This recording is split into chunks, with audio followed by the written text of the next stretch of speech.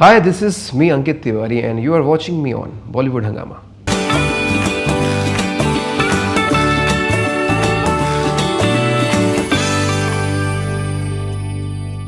Really nice music. Wishing you all a happy film experience. Well done, my friend. That's what Shah Rukh Khan tweeted about the music of Tum Min Tu to Anubhav Sinha, and we have with us the man who has composed the album of Tum Min Tu with us, Ankit Tiwari. Huge pleasure to have you back, Ankit. Thank you. On Bollywood Hangama. First of all, what's your reaction when someone like Shah Rukh Khan says something to you? Because I think you replied that, dear sir, you've really made my day. Saw your tweet about the music of Tum Min Tu.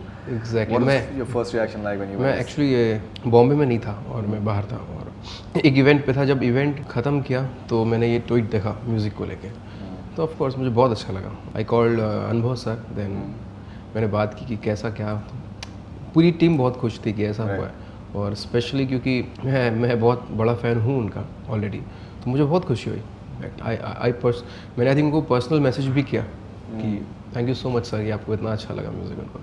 Right, you're having the entire album to your name when it comes to Tum Min Tu.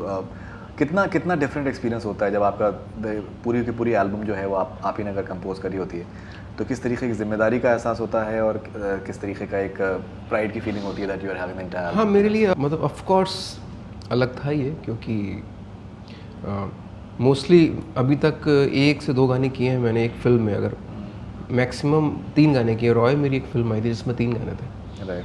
तो पूरी film का experience नहीं था. पूरी film में एक जिम्मेदारी आती है ऑफ कोर्स. और तुम बिन में खास बात ये है कि बैकग्राउंड स्कोर भी मैं ही कर रहा हूँ. तो मेरी पहली ऐसी फिल्म है जिसमें म्यूज़िक का जितना भी मतलब जिम्मेदारी दी जाती है वो मेरे कंधे पे है, और पूरा म्यूज़िक करते हुए बैकग्राउंड भी मैं कर रहा हूँ. तो मैंने ये रियलाइज़ किया कि टीम वर्क होता है.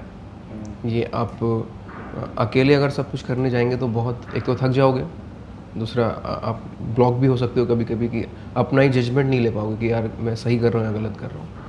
तो तुम बिन करते करते एक अच्छी सी टीम फॉर्म हुई है मेरी, और मुझे बड़ी खुशी है कि मैं उनके सबके साथ मैंने काम किया. और जिम्मेदारी ऑफ कोर्स आती है, और आपको डायरेक्टर्स और जो प्रोड्यूसर्स जो भी हैं उनको कन्विंस करना पड़ता है अपने काम को लेके. 1 से 2 गानों की बात तो थी नहीं, और इसमें आई थिंक टोटल 7 गाने हैं. तो 7 गानों को लेके काम करना it's new thing for me, और अच्छा लगा मुझे. इनफैक्ट मुझे बहुत खुशी हुई, क्योंकि as a composer solo album करना एक ड्रीम सा था मेरे लिए, और वो कहीं ना कहीं मैंने उसको टच करने की कोशिश की. So I am really happy. Okay, now mostly when we see or hear your songs, तो उसमें आप अगर कंपोज करते हैं तो आप उसको गाते भी आप खुद ही हैं. लेकिन यहाँ पर आपने और सिंगर्स को आपने मौका दिया है, एंड वो आप अरिजीत सिंह आपकी आवाज़ में आपके कॉम्पोजिशन को आप परफॉर्म कर रहे हैं. जगजीत सिंह साहब का इनफैक्ट आपने रिक्रिएट किया है कोई फरियाद को तेरी फरियाद में, जो कि रेखा जी ने इनफैक्ट किया है. 10.5 मिनट का एक वर्जन भी आप लोगों ने निकाला है. ये तजुर्बा आपका कैसा रहा that when you make other singers sing to your own tune? और कुछ क्या एक थोड़ा सा एक कुछ कश्मकश होती है, वो भी सोचते होंगे कि यार मतलब ये तो खुद सिंगर है, हमको मतलब ये है कि दैट क्या वो उस तरीके का एक गाना मिलेगा जो कि एक which will really become like a chart buster और नॉट, उस तरीके की कोई कश्मकश होती है? मुझे एक्चुअली ये इस तरह के हालात पहली बार आए हैं, क्योंकि आपने सही बोला कि मोस्टली मैंने गाए हैं अपने गाने. और अरिजीत के साथ मैंने किया था, शायद एयरलिफ्ट एक फिल्म आई थी, उसमें एक गाना उसने गाया था मेरा.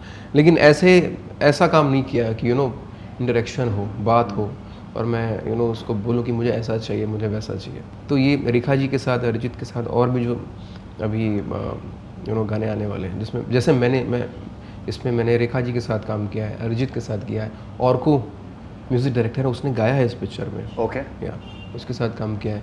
विशाल ददलानी ने गाया है, नीति मोहन ने गाया है, और ब्रावो ने गाया है, और एक नई लड़की है हर्षी मैड करके, उसने गाया. तो अलग अलग सिंगर्स के साथ काम किया है मैंने इसमें. तो इस बार मैं मॉनिटर रूम में बैठा हुआ था और सामने कोई सिंगर था. करेक्ट. सो मुझे अच्छा लगा, क्योंकि मैं जब कानपुर से चला था तो मेरा ड्रीम ये था कंपोज़र का. अगर प्लेबैक मैंने किया है तो उसके पीछे जो रीज़न है वो 2 लोग हैं, तिग्मांशु धूलिया एंड भट्ट साहब. उन्होंने मुझे बहुत पुश किया था गाने के लिए, वरना मैं सुन रहा तो भी नहीं गाने वाला था, क्योंकि मेरी थॉट में नहीं था कि मुझे गाना है. एक आप पहले सोचते हो कि यार ये मैं बनाऊंगा फिर मैं गाऊंगा. जब मैंने आशिकी 2 का वो गाना मैंने बनाया था तो मेरे दिल और दिमाग में भी नहीं था कि मैं उसको गाऊंगा.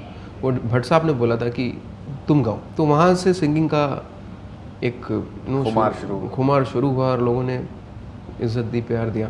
बट कहीं ना कहीं यही था कि मुझे फिर बाद में क्या होता है कि आपको बहुत कोशिश करनी पड़ती है कि कुछ मैं अलग कर पाऊँ। फिर वही चीज़ें हो रही थी रिपीट, मैं कंपोज कर रहा था, मैं गा रहा था। तो मुझे इसमें अनुभव सर को और इनफैक्ट भूषण जी को मैं थैंक्स बोलूँगा कि ये कंपोज़र वाला जो मेरा एक अंदर था उन्होंने पूरा होने दिया। और मैंने स्पेशली इसमें बोला था कि ये मैं एज अ कंपोज़र काम करना चाहता हूँ। मैंने एक गाना गाया है इसमें, टाइटल सॉन्ग, बाकी मैंने नहीं गाया आई थिंक या। तो overall album as a composer मैंने किया है और मुझे बहुत खुशी हुई अलग अलग सिंगर के साथ काम करके। उन्होंने बहुत इज़्ज़त दी, इनफैक्ट बहुत, रेखा जी का याद है मुझे, उन्होंने बहुत प्यार दिया, बहुत इज़्ज़त दी, बहुत खुश हुई कि तुम ऐसी गज़ल लेके आए मेरे सामने, मेरे साथ काम कर रहे हो और I really like your music, I really like your singing of style. तो मैं बहुत खुश था उन जितने भी कमेंट्स मुझे मिले। Absolutely, we will come to Teri Fariyaad shortly.